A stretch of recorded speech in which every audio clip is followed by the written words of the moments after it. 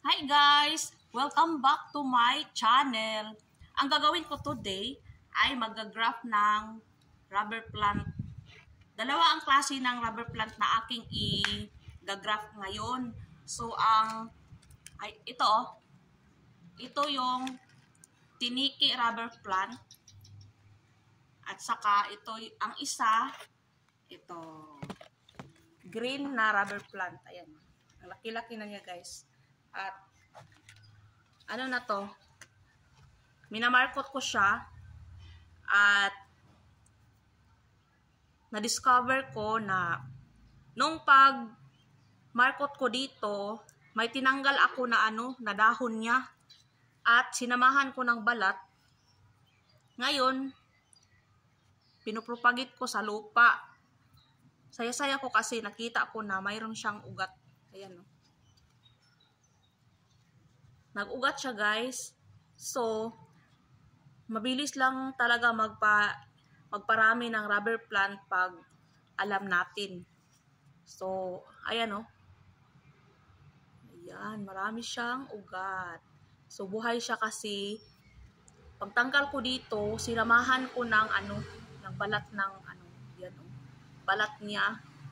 Ayan. So, saya-saya ko guys kasi mabilis ako makapadami ng aking rubber plant ngayon. So, ganito lang guys, pakita ko sa inyo kung paano ko tanggalin yung dahon. So, ang gamitin natin blade. Ayan, blade. So, dito tayo.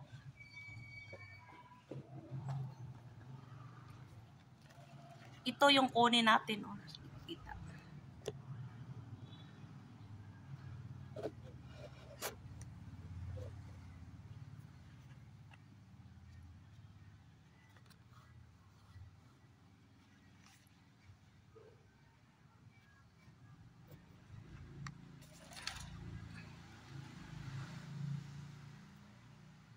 Ito ang kukunin natin guys. So, ito.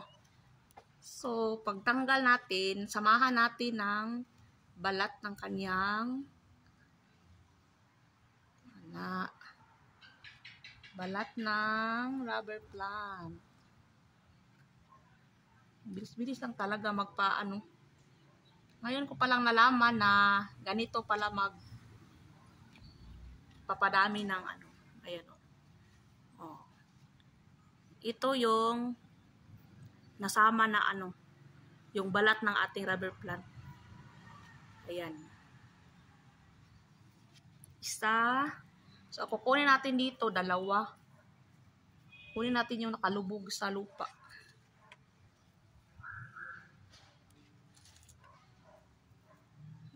Ito na lang yung isa. Ito na lang.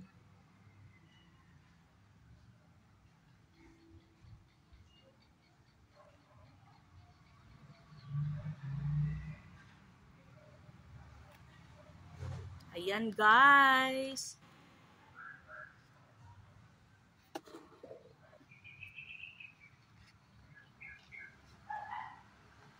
Ito na yung nakuha natin na mga dahon. Dalawa sa tiniki. At 4 naman sa green na rubber plant. Ayan. Burgundy. Sa ating burgundy rubber plant. So, lagyan natin ng aloe vera.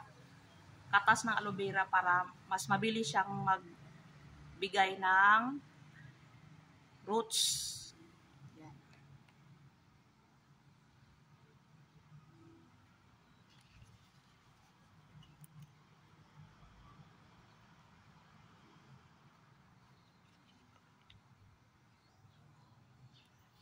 So, ito na guys yung ating tapos nang tinanim na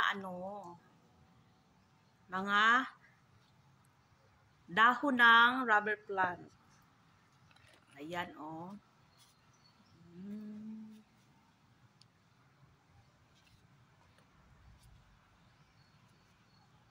Maghintay lang tayo ng 1 buwan at titingnan natin kung nagkakaugat na ba sila. So, Ito na ang aking finished product. Ayan. So, yan lang guys.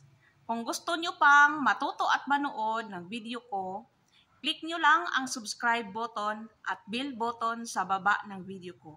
See you next video. Bye!